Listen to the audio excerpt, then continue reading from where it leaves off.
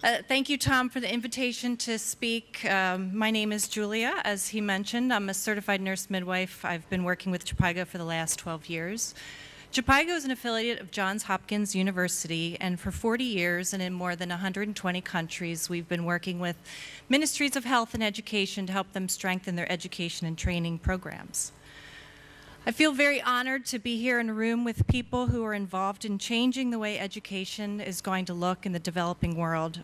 And I don't say that lightly. Many of you are in positions where you're in a position of advising ministries of health and education, advising donors, implementing partners in the appropriate use of mobile technology for health worker education. So I'm very happy to be here, and I'm sharing a very consolidated, targeted for this audience, findings from a recent review of the literature that the Global Learning Office conducted to help you increase your return on your educational investments by applying the evidence. So first, I'd like to give you a little bit of background about the literature review. In the context of continuing education or in-service training for health workers and health professionals, Jhpiego has been preparing our 5-year strategy related to education and training. So we asked the question, so much has changed over the last 3 to 5 years. You know, we've seen mobile coverage and even access to computers really increase significantly in the countries where we work.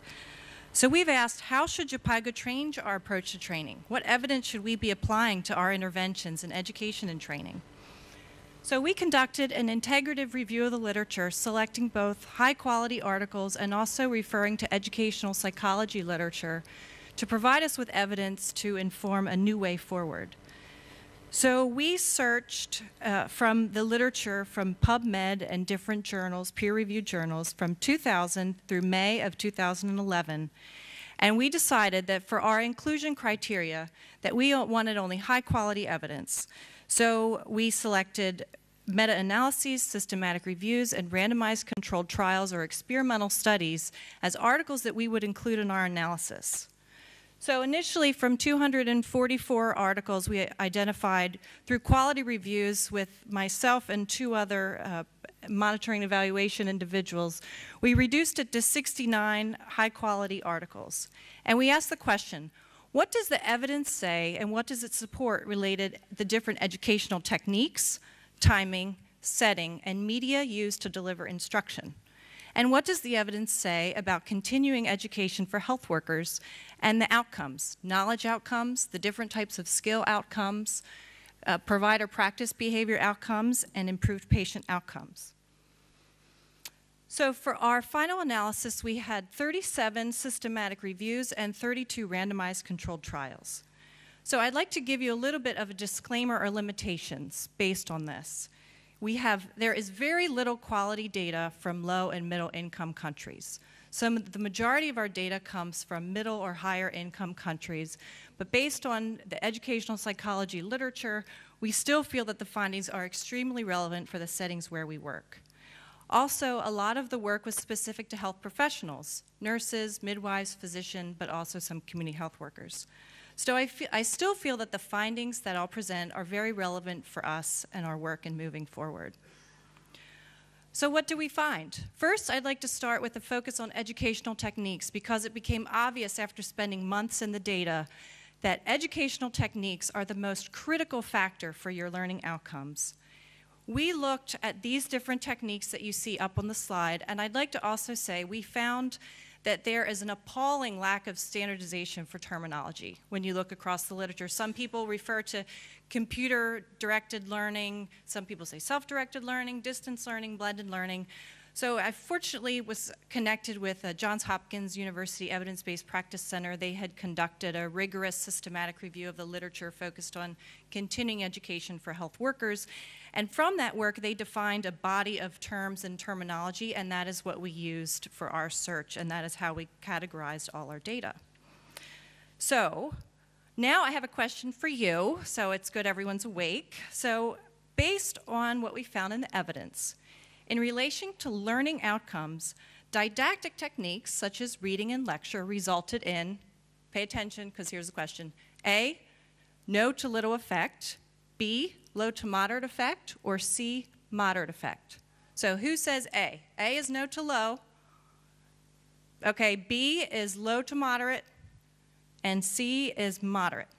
Okay, so the A's are correct.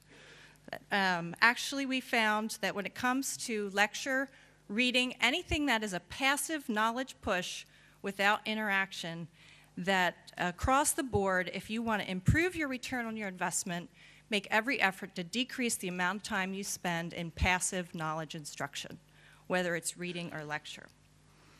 So on the upside of that, I'd like to talk about the techniques that we found a lot of support for. And again, this is in the context of health professional continuing education, where you're really focused on a lot of psychomotor or hand skills or critical thinking skills. And so we found good support for the use of case-based learning, and by that we defined, you present a situation, a case scenario, and you ask questions based on that. Also simulation, there's good support for simulation, and also the importance of practice and feedback, in particular for skill development. I'd like to say a little bit more about simulation because there was a really significant body of evidence to say that simulation, or presenting a case scenario and asking the student to respond as if it was a real situation, was very effective, in particular for critical thinking skills and emergency skills. And there's one randomized controlled trial that used and evaluated virtual patient simulation delivered via computer, which of course could be done via mobile as well, compared to a live standardized patient, and found that the computer simulation was equally effective for learning outcomes and less expensive. So I'd like to talk about another educational technique, reminders, the power of reminders. So I'd like to talk about the Zorvac study. I'm sure many of you in the mobile field will have seen this already, and it's old news. The Zorvac study comes out of Kenya, and what they did is they worked in 107 rural health facilities. They looked specifically at malaria case management for more than 2,000 children, 117 providers, and they delivered SMS reminders. There were 10 text messages in total, and they delivered 2 reminders every day, Monday through Friday, for 6 months. So they used a low dose, high frequency. They repeated this information with these providers for 6 months. The intervention group received the SMS messages, and the control group did not. So what did they find? Their findings I was actually surprised and impressed with.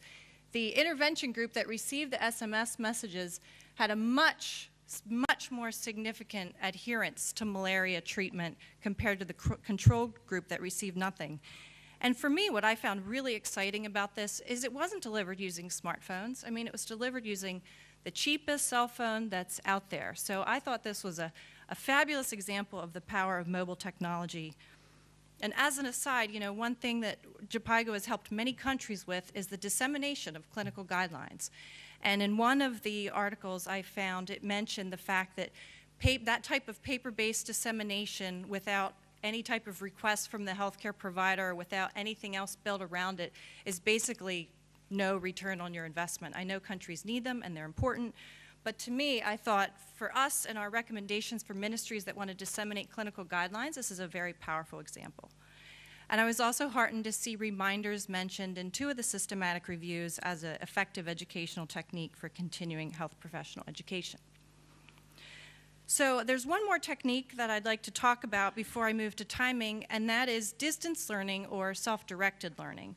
There's definitely a great body of evidence now that tells us computer-based learning, distance learning can be equally or more effective than face-to-face. We know that. People like Open University have been doing it for years and years. They know that it works.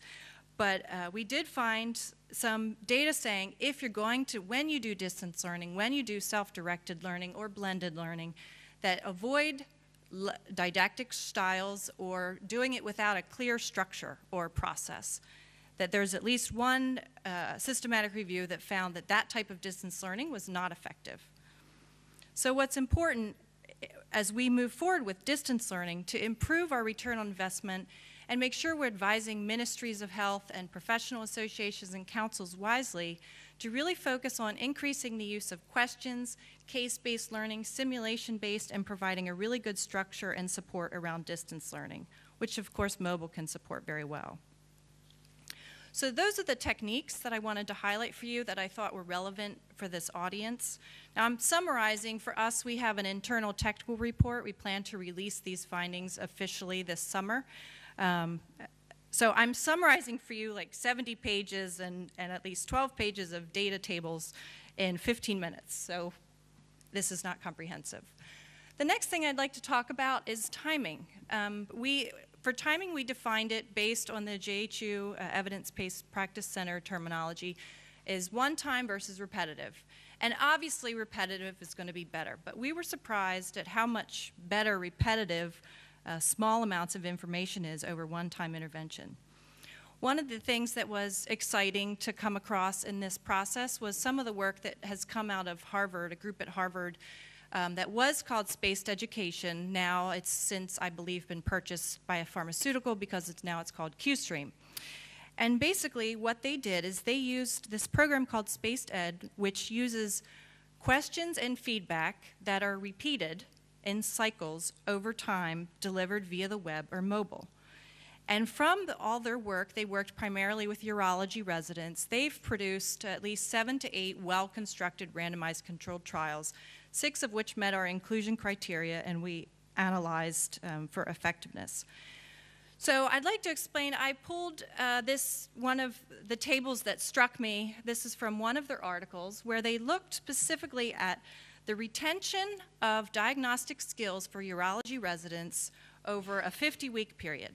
So they had a group of over 700 urology residents, and they had one cohort, this cohort in blue here, that went through 3 cycles of Spaced Ed. So they went through a series of questions. You know, each question is repeated in certain cycles until they've gotten correct twice, and then they get targeted feedback. The other cohort here went through web-based 3 different one-time web-based modules. And this across the left is their percent of improvement in their score from their baseline. So you can see that the web-based modules, they improved more, but I'd like to look at the retention. Look at what happens by 50 weeks.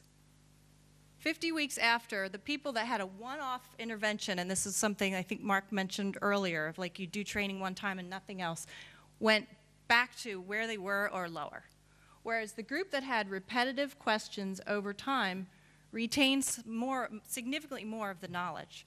So the findings from the Spaced Education group and also the Zorovac work in Kenya, which also used low-dose, high-frequency repetition, really were a powerful indicator to us that we can go to ministries and say, you know, this type, you know, you don't have to do a 200-page, you know, new manual just for your country. You know, you can save that $300,000 and do something that will be more effective using lower dose, higher frequency interventions. And I'd like to say one other thing about why I think the Spaced Ed outcomes are quite good. Like if you Google Spaced Ed or if you go to the QStream website, you can look at their articles. They have a link to the different trials and their studies. And one thing you'll find is that they use very effective instructional design. They use case-based, they use very targeted feedback, they don't give too much information, they use graphics well, so they use really good techniques, and I think that's one of the reasons that it was so important. So now that we've looked at technique and timing, I'd like to talk about media. And we defined media, media is defined differently. We talked about it as the media used to deliver instruction. As an aside, those of you that are interested in effective use of video or graphics, animation, I would recommend that you look at Richard Mayer's work, M-A-Y-E-R. He's sort of a leader in that field of using animations or video properly and is an excellent resource. But for this lit review, we looked at media used to deliver instruction, and I'm going to focus on mobile. And one thing I'd like to say is, you know, what we felt after looking at all the data is very clear. Educational techniques matter very much. They matter more than anything else, and the media should be selected based on its ability to efficiently deliver instruction and effectively deliver instruction to improve your return on investment. It was really stunning. You know, we've been working in development for so long, and there was so little quality data in the last 10 years from low and middle income countries. But here's what we did find related to mobile used to deliver instruction. We found there was a small study in Korea where they used mobile to deliver either audio-visual animations or voice instruction to help train people in cardiopulmonary resuscitation skills, and neither were sufficient for the development of psychomotor skills. I'm happy, thank you, Dietrich and Damagi. They have produced a great randomized controlled trial and published, which I appreciated, looking at IMCI and a mobile, as you talked about earlier, Mark. And they had a significantly improved performance compared to using a paper-based intervention. In addition, an article from China, which is older, not as well constructed, but still reinforces the use of mobile for point-of-care decision support. And also in Colombia, small study, 50 community health workers, rich media job aids, significantly better than paper-based for reducing errors and improving compliance. And of course, I already talked at length about the Zoravac study. So I'd like to move, the other thing we looked at is also we looked at different outcomes. What do we find with continuing education and learning outcomes? And we found, and I'm just going to talk about the two I think are most important. For provider practice behaviors across there were several systematic reviews and randomized controlled trials that looked at this. It's very hard to correlate a link between continuing education and provider practice behaviors, but there's enough to suggest that to impact provider practice behaviors, you want to select interactive techniques with practice and feedback, longer duration and multiple exposures, multiple media, multiple techniques, and the use of reminders.